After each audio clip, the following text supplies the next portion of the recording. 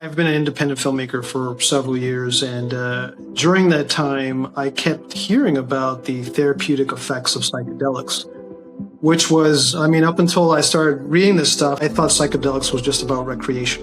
You know what I mean? Like the movies always seemed to make it that way, and the things you'd hear, but I was wondering why there hadn't been a movie about that, because movies are always about character development, character transformation, and then you had something as powerful as this, and you could create a lot of drama and conflict with it. So I put that on the back burner. I was training this client of mine who I told her about this idea that I had to make a psychedelic movie at some point, and she's like, "Oh, we have retreats once a month. You should come." And I was like, "Ugh."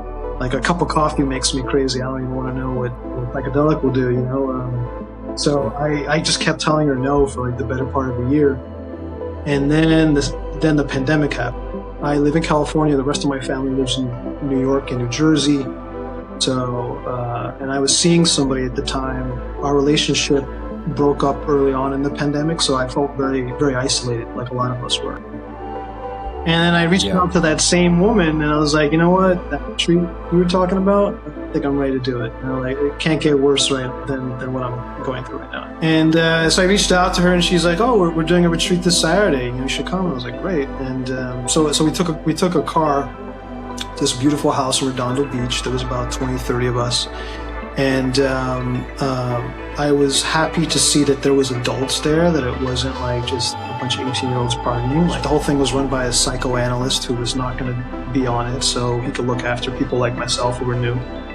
And he just, from his experience, he knew exactly how much to give me. Like he gave me a combination of ayahuasca and psilocybin. For the most part, like it was like having 50 therapy sessions in one.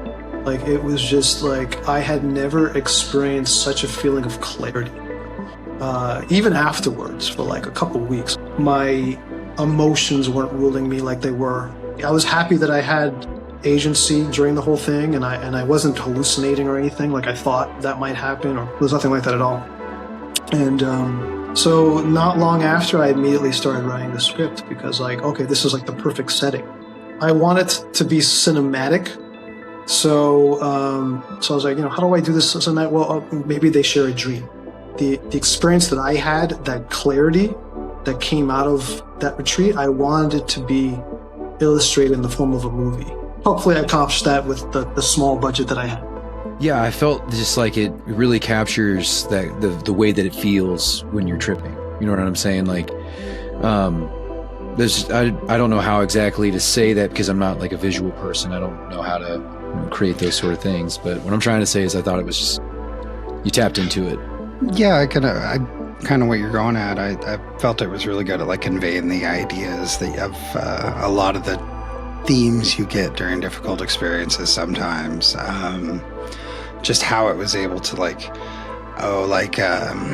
sometimes it'll reflect something back at you. It's almost like an absurdity, and it makes you go, oh, wow, it's kind of, you know, is that where I'm actually going with this thinking? And it just kind of reflects that back to you. And I saw that kind of done in the filmmaking too. And that really impressed me. I mean, beyond just the trippy visuals, you know, kind of as people talk about. There was a period after that retreat and before the screenwriting that I went through like kind of like a personal journey where I was like, I had been told multiple times that like, this is all about letting go of your ego, right? And during that retreat, as amazing as it was, I still felt like my ego was very much intact. So I went through a journey where I kept trying to get more and more powerful psychedelics. I had this nurse friend come over, and I'm like, okay, I'm gonna do like 5-6 grams. And she just kind of just sat in the living room, just read a book. And I listened to music at that really high dose.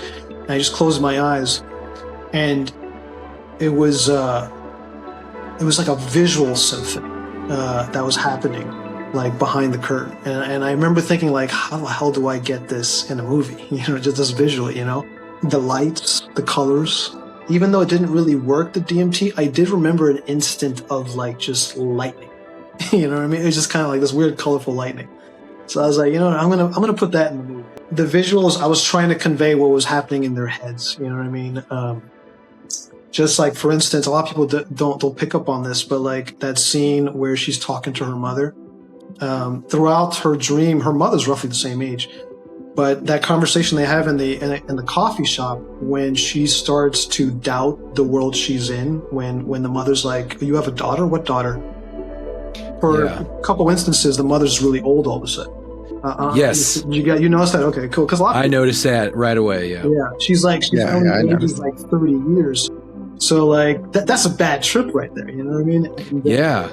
So very unsettling. Whenever she's doubting the world she's in, it starts falling apart, and then you get like these weird animated creations and stuff like that. So, as you said, it's not like something you would necessarily see during a psychedelic trip, like being in another world. But you really conveyed the idea of like sometimes you get these ideas when you're tripping or you're deep in those states where it's almost like a memory that you become convinced of. You're like, oh yeah, well this is, and it just becomes your reality for that period of time.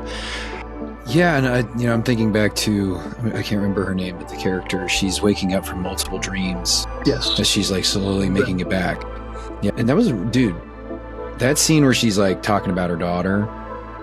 Oh. With the therapist. Yeah. Wow. Yeah, seriously, that should have made it up into the Oscar. No, I was really emotional. There were some points, especially there at the end, like she ran to her, like straight, got up and went straight to her daughter, and I kind of, there were different times I empathized with all the characters, really.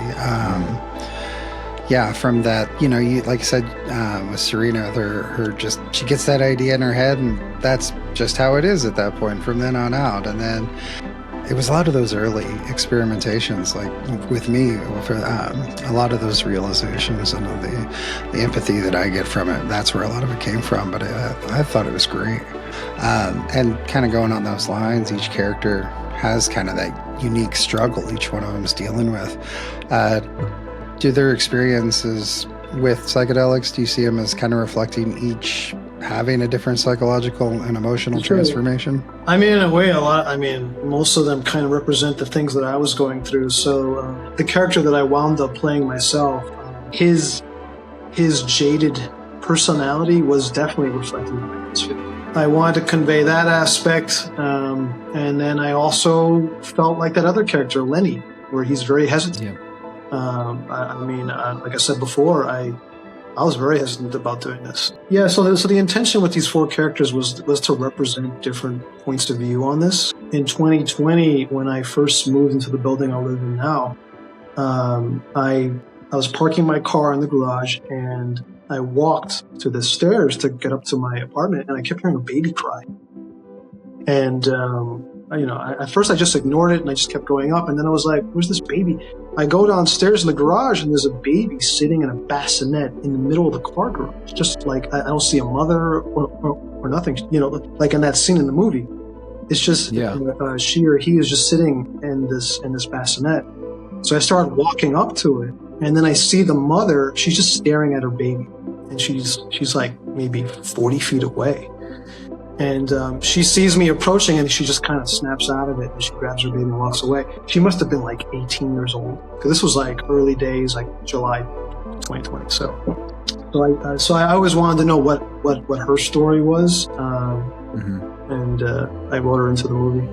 The way that it was visually, like, given it, like how we were talking earlier with the face getting older and younger in that scene, or like your character, he doesn't get to see her face. Or like Serena, who is constantly trying to figure out where her daughter's at, and being hit with that dread of like, you maybe don't have her anymore, she may be gone. And those are the kind of things that you feel and like fear and get kind of caught up in your own head. And then like with the waves of in and out of like some of the trip coming down, but then it's like, nope, not over just yet. You come back into it, like kind of that same vibe with the waking up from the dreams and stuff.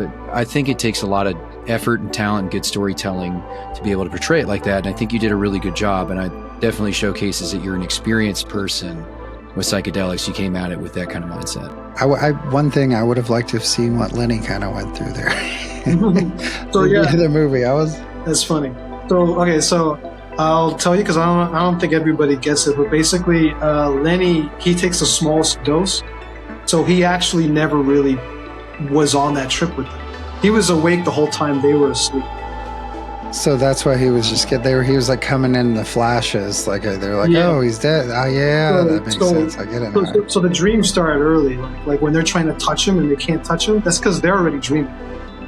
Yeah. Yeah. I thought that was hilarious. He's like, he goes to touch him, and they're like, help, you're a paramedic. And he's like, Yeah. I don't know, man. I don't know what's wrong with him. I mean, at that point, I guess they're kind of in a walking state a little bit, but they're definitely dreaming. And then at some point, they're just out. And for the whole time they're out, it's Lenny basically trying to revive her, talking to her through her ear. And that's why you see her, and coming in and out. Yeah, that makes sense. I get it now. Yeah, I was kind of like, man, was he like just tripping real hard and we just didn't real see it? But no, yeah, you see, even stuff I didn't even get, you did it. Now even more that you bring it up, that I realized that Lenny was there kind of as a sitter the whole time, which is always great to have. That's a good point. Okay, so one of the parts that I can point out very specifically that I feel like you nailed what it feels like to be tripping is when she's like, well, how do I know you're not dead? And he's like, if I was dead, could I do this? And he like waves his arms and stops the music. And I was like, yeah, that's exactly some kind of shit that you would feel or think. It's like totally realistic while you're tripping. You'd be like, that makes sense. Yeah.